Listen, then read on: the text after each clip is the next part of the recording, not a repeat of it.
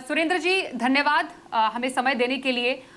सबसे पहले सर यही आपसे समझना चाहेंगे, सरकार की सख्ती क्या बताती है, क्या मायने हैं इसके? देखिए, जिस प्रकार से हमारा करंट अकाउंट डेफिसिट बढ़ता जा रहा है और जिस प्रकार से रुपए में लगातार गिरावट जारी है, और इसी का इंडिकेशन हमारे प्रधानमंत्री जी ने भी दिया था। तो उसी के चलते हुए चांदी के बार के ऊपर जो 1 किलो के बार आते हैं या उसके ऊपर के वजन के बार आते हैं, उसको सरकार ने फ्री कैटेगरी से रिस्ट्रिक्टेड कैटेगरी में डाल दिया है। इसका मतलब ये है कि पहले बैंक्स और कुछ क्वालिफाइड ज्वेलर्स गिफ्ट सिटी के एक्सचेंज के जरिए फ्रीली सिल्वर को इंपोर्ट कर सकते थे। अब वो नहीं कर सकते। उन्हें सिल्वर इंपोर्ट करने के लिए एक स्पेशल लाइसेंस लेना होगा, जो लाइसेंस डीजीएफटी देगा यदि उन्हें सही लगता है कि ये इंपोर्ट करना जरूरी है। वरना फिलहाल आज की स्थिति में बैंक और क्वालिफाइड ज्वेलर्स कोई भी सिल्वर के जो 99.99% के बार हैं वो भारत में नहीं लेकर आ सकते। सुरेंद्र जी, ये तो हमने समझ लिया कि क्यों कदम उठाया, क्या मायने हैं। थोड़ा सा इसको और अगर इलैबोरेट करके आप बताएं किन चीज़ों पर असर पड़ेगा। यहाँ पर सिल्वर बार के इंपोर्ट पर सबसे ज़्यादा असर बताया जा रहा है, पर जो ज्वेलरी है, बाकी जो चांदी इंडस्ट्रियल यूज़ में यूज़ होती है, सिल्वर वेयर है, इलेक्ट्रॉनिक्स है, सोलर में जो यूज़ की जाती है, इस पर भी कुछ इम्पैक्ट आप देखते हैं? देखिए, सरकार का ये कहना है कि यदि आप एक्सपोर्ट ओरिएंटेड यूनिट है और यदि आप किसी स्पेशल इकोनॉमिक जोन में है तो आप चांदी का बेशक इंपोर्ट डायरेक्टली कर सकते हैं। साथ ही साथ यदि आपको इंडस्ट्रियल यूज के लिए चांदी चाहिए, जो बहुत ही रिक्वायर्ड है, जैसे सोलर पैनल के लिए या किसी सेमीकंडक्टर के लिए, तो आप डीजीएफटी को लाइसेंस की एप्लीकेशन करिए। यदि डीजीएफटी को लगता है कि ये चांदी इनको इंपोर्ट करने के लिए मिलनी चाहिए तो वो आपको उसकी परमिशन देंगे। लेकिन फिलहाल हमने ऐसी स्थितियों में देखा है कि ज्वेलरी बनाने के लिए ये चांदी के बार की परमिशन लगभग डीजीएफटी नहीं देगा। तो ये उन्होंने इसको हमें हमारी भाषा में एक्चुअल यूजर कंडीशन कहते हैं। एक्चुअल यूजर कंडीशन की तरह इसको कर दिया गया है। इसमें जो सबसे बड़ी दिक्कत है, जैसे आपने बोला कि जो चांदी के बार से ज्वेलरी वगैरह बनती थी, तो वो जो ज्वेलरी बनती है वो तो चांदी के जो रिफाइनर्स हैं वो लोग अभी भी अपना सिल्वर के रिफाइनिंग के लिए मटेरियल ला सकते हैं और यहाँ पे बना सकते हैं और उससे ज्वेलरी बन सकती है। बिल्कुल। सुरेंद्र जी, एक बात समझना जरूरी है, इम्पैक्ट कैसा आप देख रहे हैं ज्वेलरी मार्केट पर? क्या इसका जो असर है वो जो छोटे कारोबारी है, ज्वेलर्स है, एमएसएमई मैन्युफैक्चरर्स है, उनको ज़्यादा उन पर पड़ेगा बनस्पत बड़े प्लेयर्स के? नुकसान क्या छोटे कारोबारियों को ज़्यादा है इससे?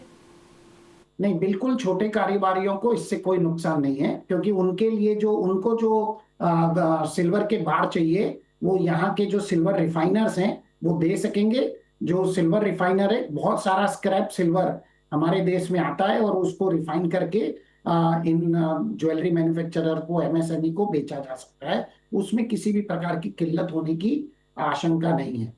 जो सबसे बड़ी प्रॉब्लम आएगी वो दो जगह पर है, कमोडिटी एक्सचेंज है और ईटीएफ है। कमोडिटी एक्सचेंज में बहुत सारे कॉन्ट्रैक्ट ऐसे थे जहां पे इंपोर्टेड बार की ही डिलीवरी संभव थी। इंपोर्टेड बार मतलब या तो एलबीएमए के बार या यूएई के बार की ही डिलीवरी संभव थी। वो अब संभव नहीं होगा। तो जो करंट कॉन्ट्रैक्ट है, जहां पर ऐसे कॉन्ट्रैक्ट हैं जहां पे इंपोर्टेड बार की डिलीवरी है, उस कॉन्ट्रैक्ट में डिलीवरी संभव नहीं होगी।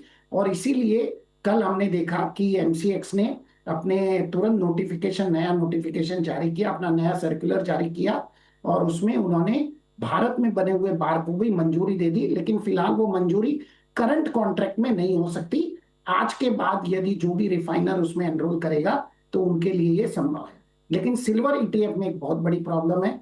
सिल्वर ईटीएफ में security exchange board of India यानी सेबी द्वारा सिर्फ इंपोर्टेड बार की ही डिलीवरी ली जा सकती है। तो वहां पर यह दिक्कत है, क्योंकि यदि इंपोर्टेड बार भारत में आएंगे नहीं तो वो कैसे होगा। भारत में 4 रिफाइनरी ऐसी है, उसके बावजूद भी जो इस ईटीएफ को सिल्वर सप्लाई कर सकती है और जो वो ले सकते हैं। लेकिन जो पहले वाइड मार्केट था सिल्वर ईटीएफ के लिए, वो मार्केट अब नैरो हो जाए।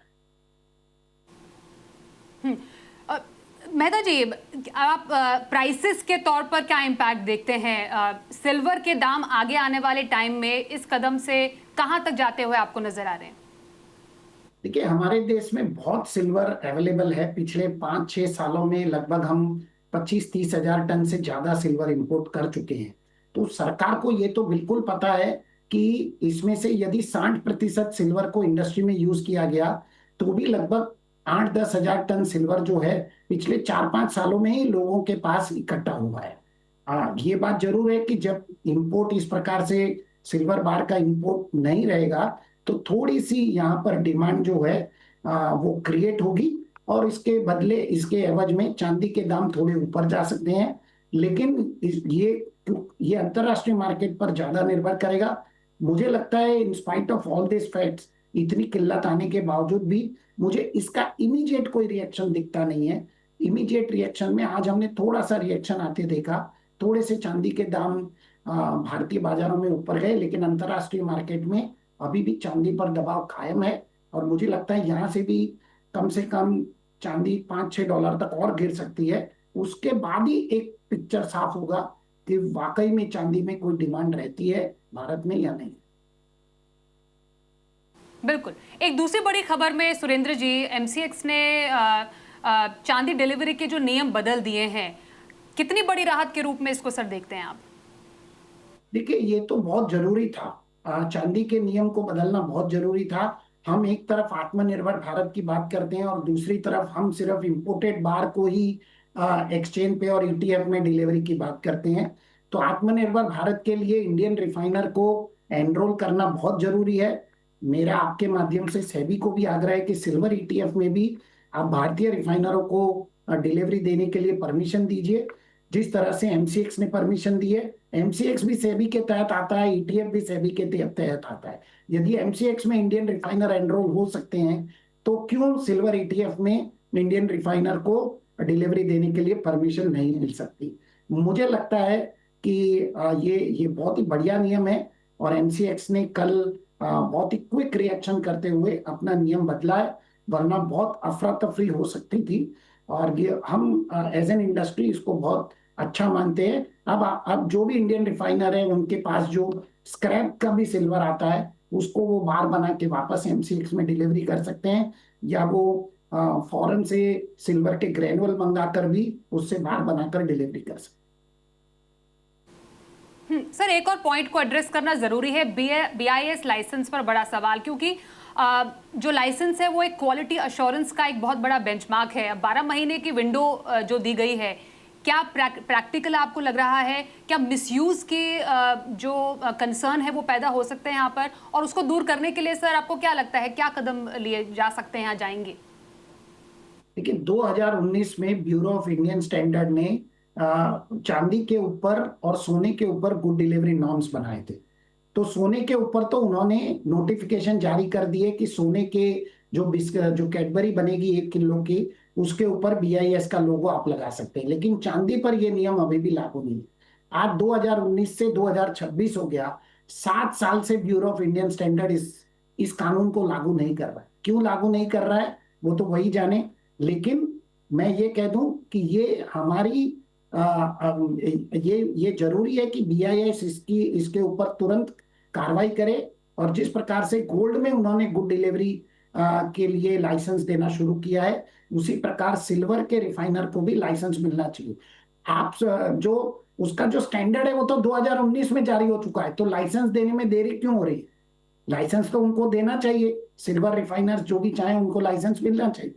मैं मानता हूं कि अब क्योंकि इन नियमों में सरकार ने बदलाव किया है, तो बीआईएस भी इस नियम को तुरंत संज्ञान में लेगा, और जितनी भी इंडियन सिल्वर रिफाइनर्स हैं यदि वो उनके क्राइटेरिया में बैठते हैं तो उनको रजिस्टर करेगा। आपने और एक बात कही कि इसमें क्या इसका मिसयूज हो सकता है।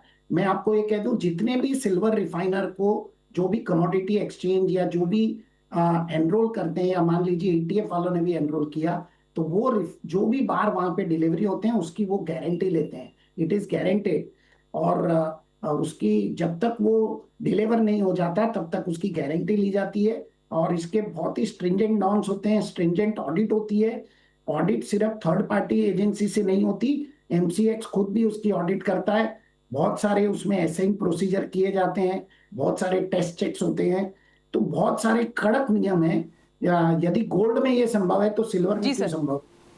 तो ये पॉसिबल है मेरे ख्याल से। बीआईएस उसका तुरंत संज्ञान। जी, बहुत धन्यवाद करेंगे आपका सुरेंद्र सर, हमसे बात करने के लिए, दोनों खबरों पर अपना व्यू देने के लिए, और आगे क्या आप और एक्सपेक्ट कर रहे हैं, ये पॉइंट्स भी आपने हमें बताए। एक बार फिर से आपका धन्यवाद।